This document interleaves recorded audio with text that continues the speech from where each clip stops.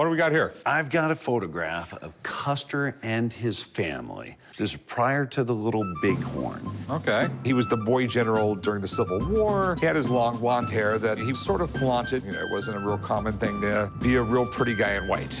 And that's what he was. And then he, So you're saying he didn't have good hair like us? I don't know if it's original or not. I'm hoping it's real, but I just don't know. I want $1,500 for it, and that's the minimum I'm willing to take. So this is supposed to be General Custer at a picnic with his family. Yes, and what happened is almost all of these were killed in the Battle of the Little Bighorn. I don't know if he was the youngest general in the Civil War, but he had to have been close to it. I think he was the youngest. For some reason, in American history, he's made this great hero. But this is the guy who was such a bad field commander with the Battle of Little Bighorn, got everybody killed. At the Battle of Little Bighorn, Custer did not bring his heavy artillery, thinking he could get a jump on the Native Americans. And in the end, that caused his defeat. He was outmanned, he was outgunned. So where did you get this? I have a house in Cody, Wyoming, and there was an old guy came into a restaurant. He was all by himself. We invited him to sit down with us, and he had a whole box of stuff, all of it from the Indian Wars time. He just sold it to me. Some old guy just sold it to you. Yep. It's been sitting in my closet for 10 years. It's General Custer. I mean, that just shoots off alarm bells in my head. I've seen so much fake stuff from the 7th Cavalry, everything Custer. I have seen bugles that say 7th Cavalry on them. I've seen the hats. I've seen everything. There's 1,000 fake things for every real thing. But if it is an unknown photo of Custer's family, you have something here. You have something worth a lot of money. The thing is, I have to find out if it's an original photo or not. I think I gotta go hopes and dreams on this. It's gotta be Custer. Let me have someone look at it. My friend, he runs Clark County Museum, and this is right up his alley. Great. Hang out, I'll be right back. Perfect. I'd love to have somebody that knows. I'm confident that it's real until I'm told different. Was that you? No, that was my second cousin. General George Armstrong Custer was very good at promoting himself. He designed his own uniforms, he wore his hair long and all of that. But as a general, he was also foolhardy.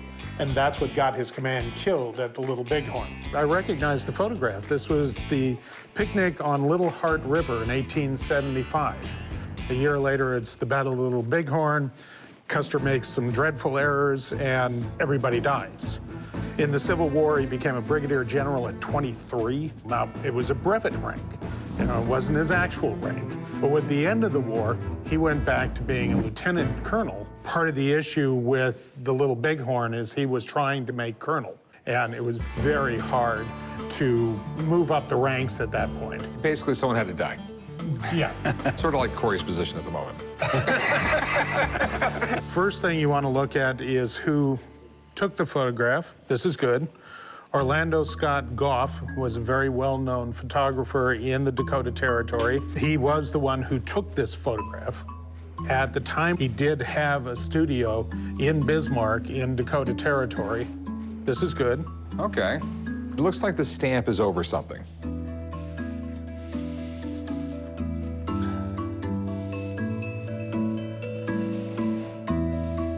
It's like it was glued into an album and then torn out, and somebody added this to it to, know what the photograph was. And the paper stock looks really, really thin for a photograph printed back then. They did use fairly thin photo stocks at times. This looks good, but I've never seen a photo stock that was matte finish. They were always a gloss finish. There is a lot of detail that is gone. If you look, say, at his shoulder boards there, you cannot see any detail on that. Right. So what you're saying is it's a fake? First generation print of this particular photograph would be a valuable photograph, but that's not what you have here. In this case, somebody took a photograph of an original, reprinted it, and then tried to make look like a first generation print. And it's interesting when you get one where somebody's really tried to fake it. Yeah. O.S. Goff is the right photographer, and his photographs are out there. So somebody went to a lot of trouble on this. Sorry, I don't have better news for you I on didn't that. know. I didn't know. That's why I brought it. Okay. Thanks, Mark. Not a problem. Thanks. Pleasure. If you take a photograph and take another photograph of that photograph and print it, and then another photograph of that photograph, every time you print the photograph, you lose details. And in this particular case, there was a lot of detail that should have been there and just wasn't. Well, obviously, we're not going to make a deal today. I don't think so. It sat in my closet for 10 years, and so I'm glad to finally know the true story behind it, so that's pretty good.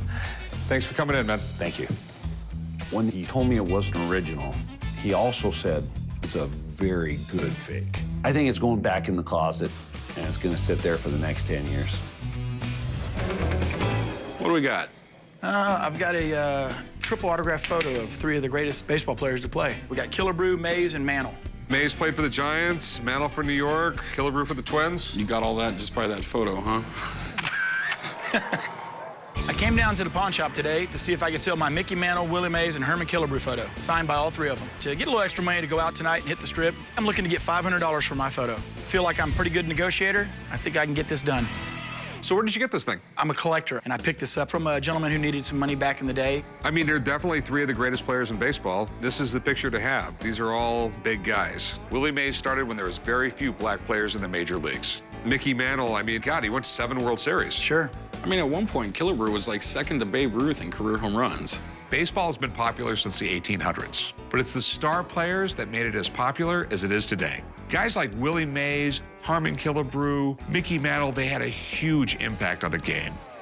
Where was the picture taken? To me, it looks like it was from an all-star game. Yeah, but it definitely wasn't signed in an All-Star game. No, absolutely not. It was TriStar witnessed, signed. They won't put their hologram on it if they didn't witness the autograph being signed. Quite frankly, I don't think anyone's gonna fake a Mickey Mantle, a Mays, or a Killebrew. They're not super expensive autographs because the guys had very long baseball careers and very long signing careers. Baseball memorabilia is so popular, if you're a really good player, you could have almost a whole second career signing autographs. During the 1980s, Mickey Mantle could get like $5 grand an hour signing balls at a convention.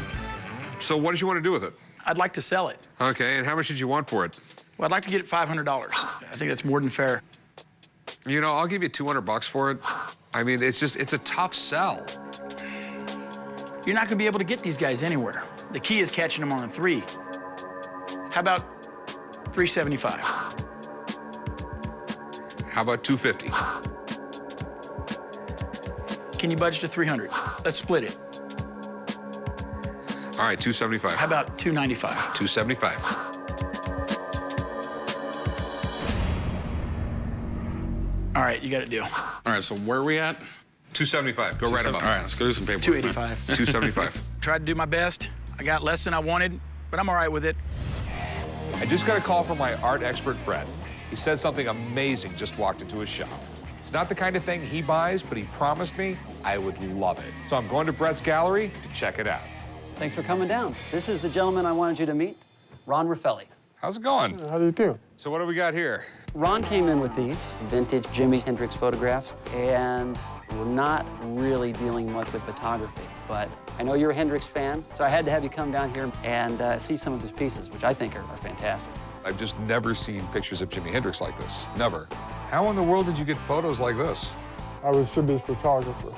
Seriously? That's why I'm all gray.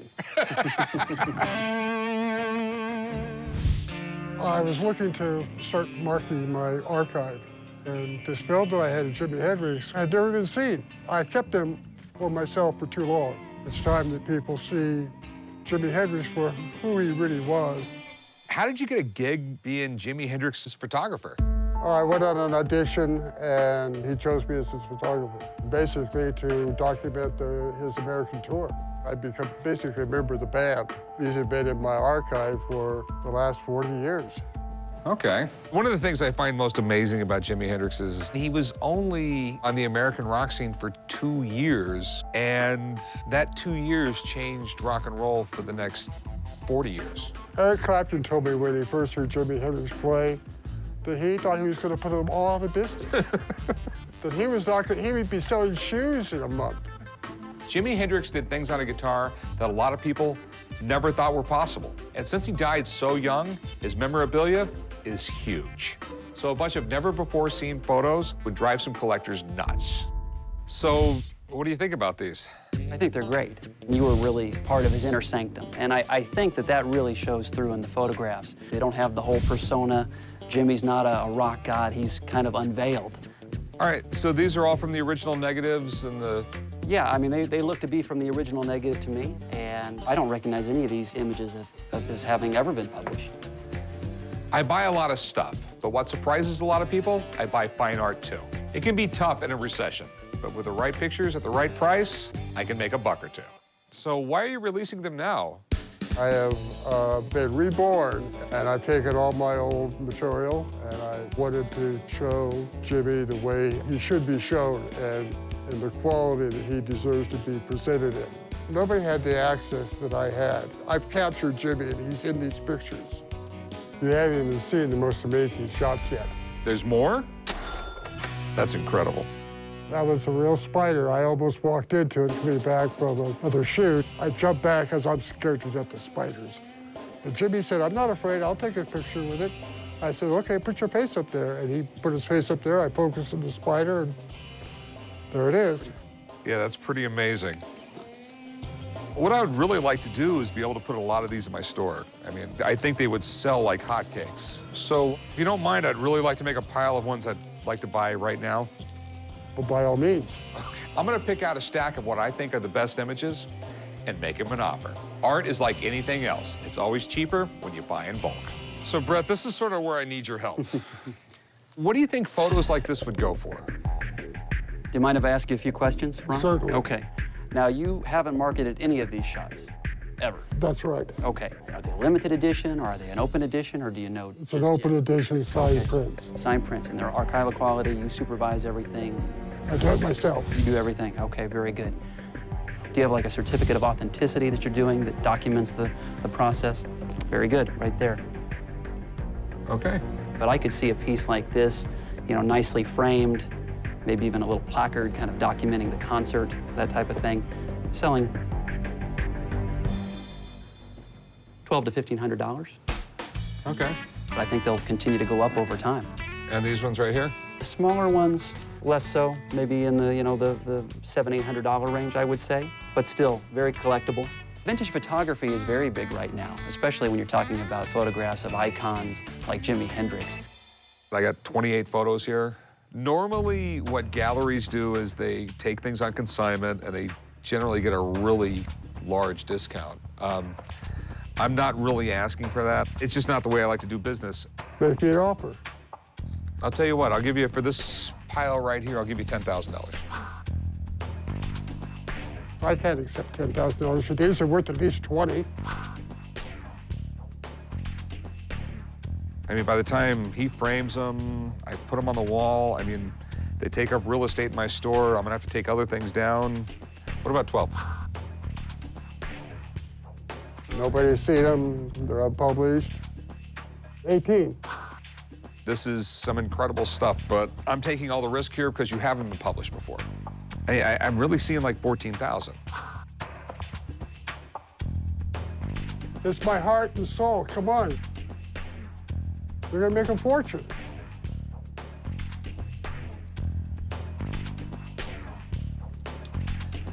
$15.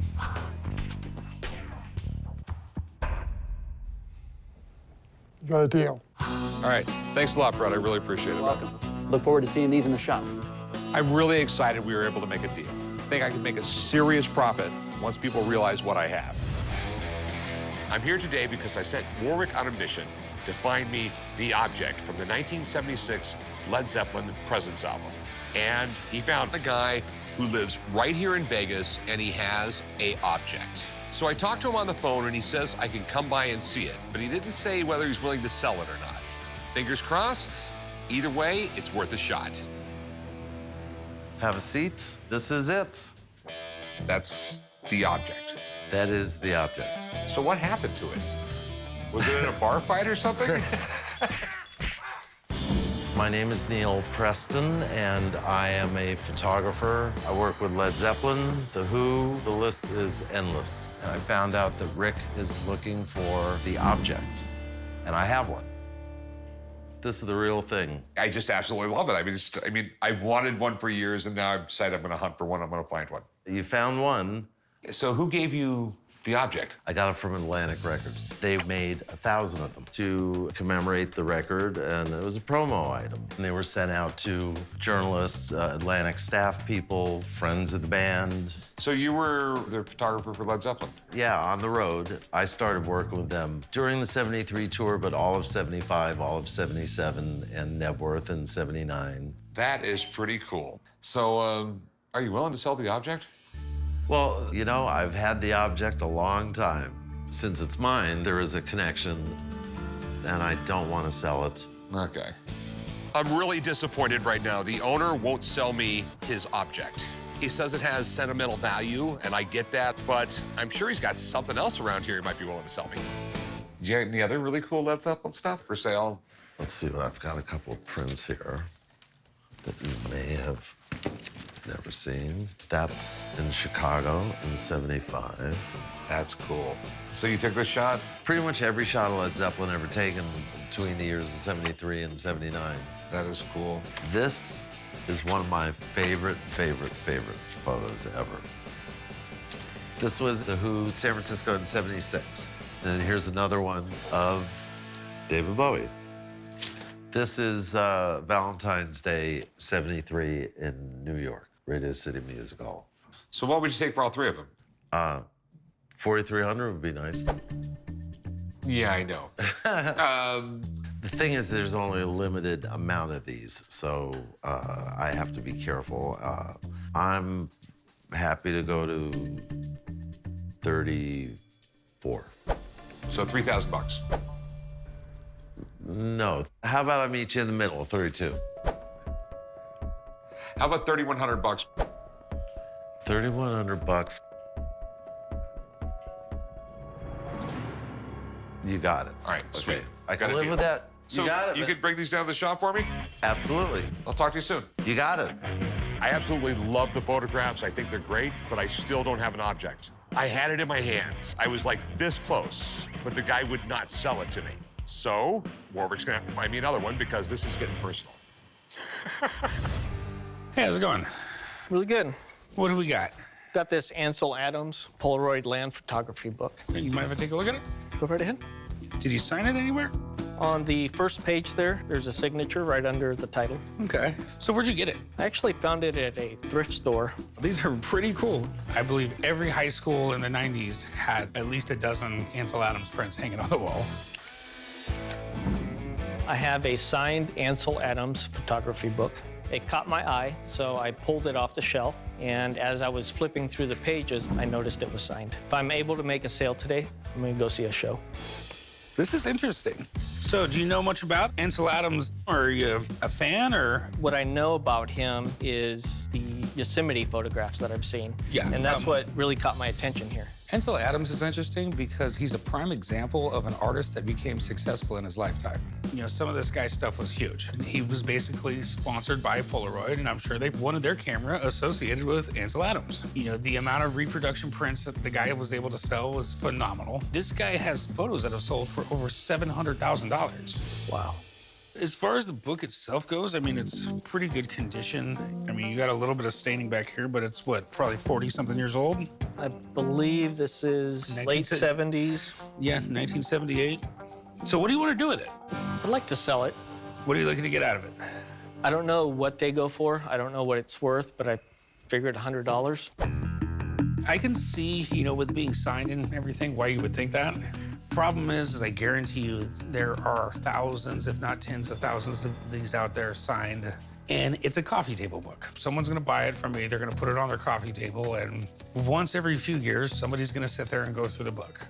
That being said, man, I'd give you about 25 bucks. How about, would you do 30? I'm not gonna grind you over $5, man. I'll do 30. All right. All right, man. Thank you. Come with me, let's do some paperwork. I didn't get the $100 that I was after, but I paid 99 cents for it. I made an extra 29 bucks. I'll use that money towards the show tonight. What do we got? I have the original arrest photo, mugshot from Janis Joplin when she got arrested in Tampa back in '69. Okay, so you got a lot of stuff here besides just Janice's mugshot here. Who's that? That's my father. Head of security at the hall the night of the incident, and he's the arresting officer. He put the handcuffs on her. Okay. So how old were you at this time? I was 12. You gotta tell me, what was it like going to school the next day after your dad had just arrested Janis Joplin? Horrifying. Horrifying. I'm here today at the pawn shop to sell my original arrest photo from Janis Joplin. Along with it, I have police photos that shows my father as the arresting officer. And when my father passed away, my sisters wanted nothing to do with it, so I inherited it all. Guarded it with my life for the last 40 years. I'm hoping to go right around the $6,000 level, and all I can do is hope for the best. This is definitely cool. If I have to put a rank on her as best female artist of all time, she's definitely in the top 5. She was from a small town in Texas and hitchhiked to San Francisco, somehow started hanging out with these guys and ended up as the lead singer of Big Brother and the Holding Company, and she had never sung before in her life. And she was so good, she split and went off and did her own solo thing. From there, she just exploded onto the rock scene in the 1960s. She was a true rock star with a real rebel attitude, and guess what? Sometimes her concerts got a little rowdy. Janis Joplin was performing in Tampa in 1969, and the police were there monitoring the crowd.